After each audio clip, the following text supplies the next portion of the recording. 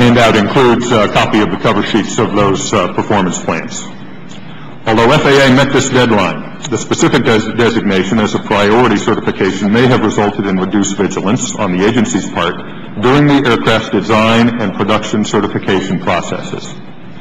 We identified 4 other FAA actions that raised concern regarding the agency's safety oversight focus in this matter.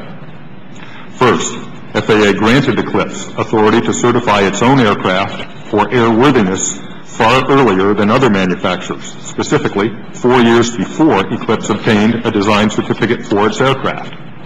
However, it's not clear why FAA determined that Eclipse met the qualifications to perform its own inspections, since Eclipse was a new manufacturer with no history of manufacturing an aircraft or shepherding a design through the design certification process.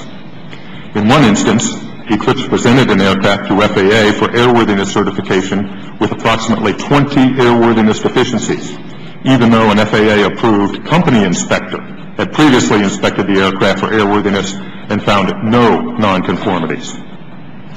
Second, in response to a customer service complaint lodged by Eclipse, FAA granted single-pilot operation certification for the EA500 despite FAA Flight Standardization Board concerns.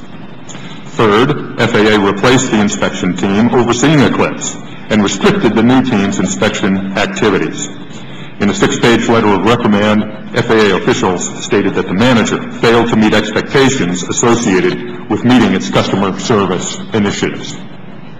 And fourth, a former FAA engineer assigned to the Eclipse project took a position as Director of Certification for Eclipse immediately after leaving FAA without a cooling-off period. Mr. Chairman, at our recommendation, FAA established a special certification review team last month. The team completed its assessment last week and concluded that the design certification of the Eclipse was appropriate because it met FAA requirements for the focus areas reviewed. We received a copy of the team's report on Saturday and are reviewing its findings and recommendations. However, based on the interim results of our own investigation, in which we have been assisted by independent contract aviation safety experts, we recommend FAA take several immediate actions. Those include: 1, verify that certification of the EA500 for single pilot use was appropriate. 2, expedite its proposed rulemaking to clarify certification requirements for the expanding VLJ industry segment.